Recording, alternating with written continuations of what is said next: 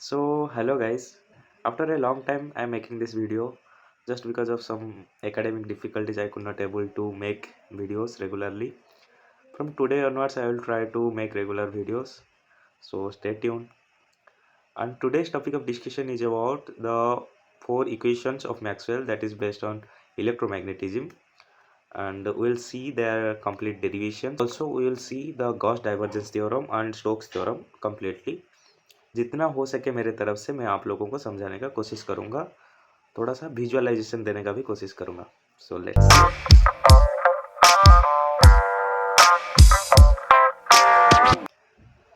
so so here you can see I have made a table that is there are three columns. One is laws of physics involved, differential equation और integral equation.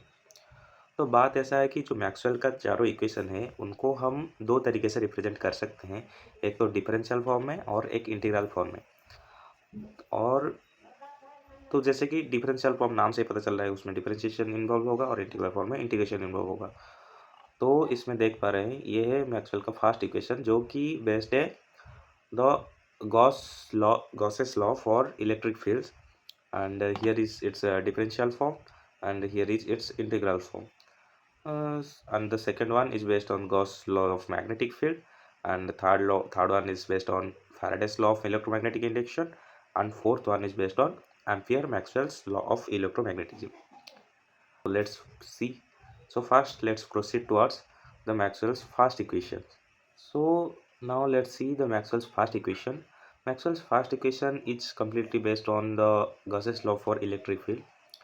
तो जैसे कि Gauss law में उन्होंने बताया था कि एक क्लोज सरफेस के अंदर जो भी इलेक्ट्रिक फ्लक्स होगा वो किसके बराबर होगा ना, जितना उसके अंदर चार्ज है डिवाइडेड बाय उस मीडियम का जो एप्सिलॉन नॉट का वैल्यू है, जो जिसको हम बोलते हैं परमिटिविटी, मीडियम परमिटिविटी. सो ये यहाँ पे मैंने कुछ ड्रॉ किया है तीनों डायग्राम्स कि आप लोगों को थोड़ा गॉस लॉ का थोड़ा विजुअलाइजेशन दे सकूँ. तो जैसे कि ये जो एप्सिलॉन का डेफिनेशन जो है कि परमिटिविटी, तो इसका मतलब ही कहीं ना कहीं ऐसा है कि वो जो मीडियम है वो कितना अपना चार्ज को परमिट कर रहा है कि वो अपना इलेक्ट्रिक फील्ड्स को उसमें फैला सके. तो ऑब्वियस सा बात है जो मीडियम पूरा खाली होगा तो वो सबसे ज़्यादा ही परमिट करेगा कि वो अपना इलेक्ट्रिक फील्ड उसमें स्प्रेड करे.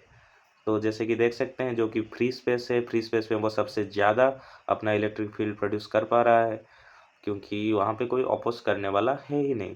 लेकिन जैसे कि मैंने अभी ये दूसरे डायग्राम में आते हैं तो यहाँ पे थोड़ा से पार्टिकल्स आ गए, तो अभी मीडियम थोड़ा सा डेंसर हो गया तो वो उतना ज़्यादा उसको परमिट नहीं देता कि तुम अपना इलेक्ट्रिक फील्ड इसमें फैलाओ.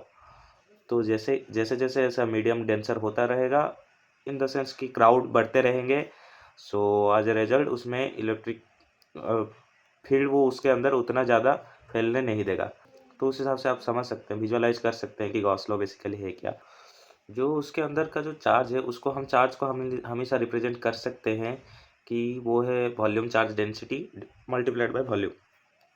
अभी वॉल्यूम को भी आप लोग रिप्रेजेंट कर सकते हैं एक ट्रिपल इंटीग्रल, जो कि इसको वॉल्यूम इंटीग्रल भी बोलते हैं. यार अभी यहाँ पे कुछ नहीं चेंज किया, वहाँ पे बस ये क्यू इनसाइड का वैल्यू यहाँ पे लेके पुट कर दिया.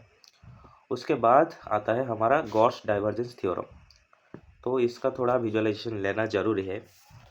तो जो गॉस डाइवर्जेंस थ्योरम है वो बेसिकली क्या करता है ना, एक सरफेस इंटीग्रल को एक वॉल्यूम इंटीग्रल में कन्वर्ट करता है. तो ये है जो गॉस डाइवर्जेंस थ्योरम का जो स्टेटमेंट है, जो फॉर्मूला है ये वाला है, एक सरफेस इंटीग्रल है और ये एक वॉल्यूम इंटीग्रल है. तो अभी हम देखते हैं कि ये ऐसा गॉस डाइवर्जेंस थ्योरम में ऐसा कैसे होता है, क्यों होता है. तो पहले चीज़ आपको समझना पड़ेगा कि डाइवर्जेंस होता क्या है. तो डाइवर्जेंस सिंपली ये वाला एक जो यहाँ पे लिखा हुआ है इसको डेल ऑपरेटर बोलते हैं. डेल ऑपरेटर का वैल्यू है होता है डो बाई डो एक्स आई कैप प्लस डो बाई डो वाई जे कैप प्लस डो बाई डो जेड के कैप. और जब ये डेल ऑपरेटर को हम किसी भी फील्ड के साथ उसका प्रोडक्ट करते हैं तब उसको बोलते हैं डाइवर्जेंस. तो इसको डाइवर्जेंस बोलते ही क्यों है, तो ये it is something like this quantity is termed as divergence because it measures how a quantity or a vector field diverges at a point. So here you can see if the dot product is greater than 0, it means they are diverging outwards, and if it is less than 0, then they are diverging inwards. And as per the magnitude, it will say how much field lines are coming out or coming into a particular point. And if the divergence is 0, means there is no field to diverge at that point. Okay, so this is how what the divergence actually means.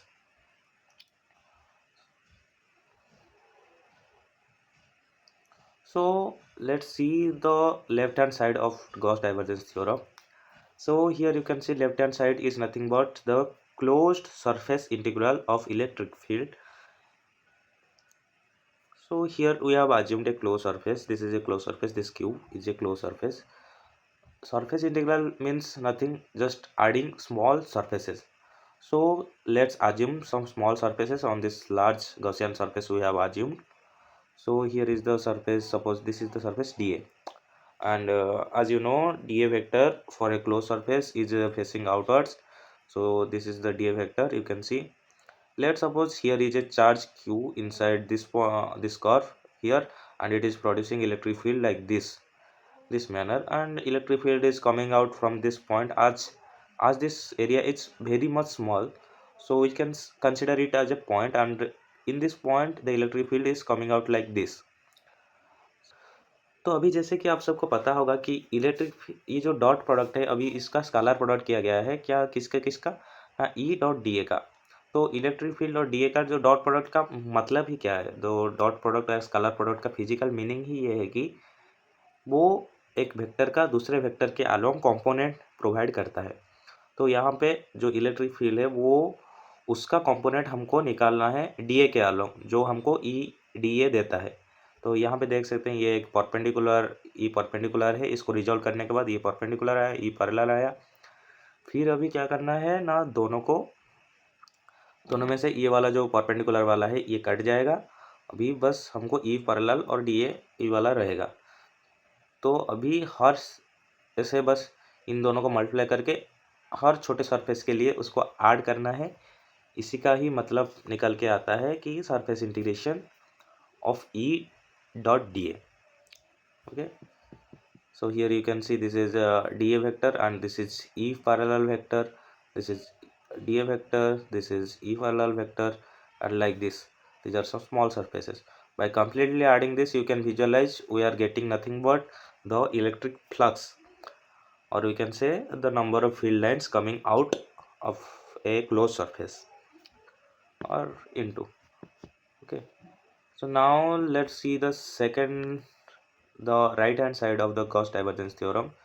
That is nothing but the del dot E vector into dB, del dot E vector into dB, और जिसका ये एक volume और triple integration और volume integration है, ये एक triple integration है। तो जैसे कि आपने यहाँ देखा था कि surface integral is nothing but adding small surfaces, just like that we can say volume integral is nothing but adding small volumes.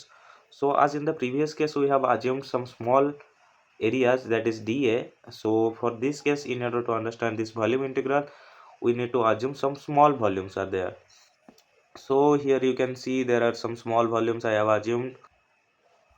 As I have previously told you, what does the del dot E means? It is simply the measure of how much at a point a field diverges. So if we if we see it for a small volume, we can say it is just a small point and some field lines coming out of it. Here you can see this is what the d dot e dv means. तो जैसे कि आप लोग देख सकते हैं कि मैंने यहाँ पे कुछ स्मॉल क्यूब्स को आज्यूम किया है। तो जो भी क्यूब्स यहाँ पे दो तरह का स्पेशल क्यूब तो मिलेंगे आपको, एक तो जो सरफेस वाला है और दो इनर साइड का है।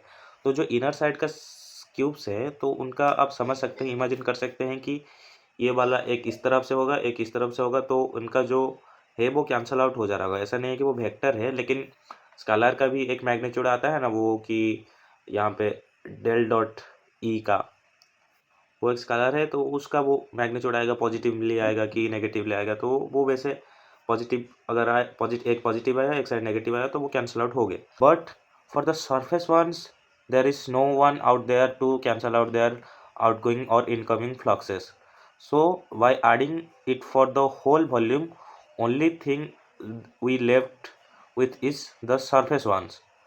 So you can now imagine it is completely similar vision with this one, because here there is nothing inside the volume, here also there is nothing inside the volume, as it all get cancelled out by each other except the surface ones. So this is how the LHS is equal to RHS, and hence the statement of Gauss divergence theorem is proved. And so now we have to use this into the Gauss law. Okay, so from this, so in the Gauss law statement we have arrived here, and by putting now Gauss divergence theorem, we can replace E dot dA with this one. Here you can see we represent E dot dA with respect with this one, and E dot dA value we have derived from here. Just by equating and comparing themselves, we will get this statement. That is nothing but first Maxwell's equations. So let's proceed to the second Maxwell's equation. So second Maxwell's equations is based on the Gauss's law, that is for magnetic fields, which says a magnetic field B dot dA is equal to over a closed surface is equal to 0.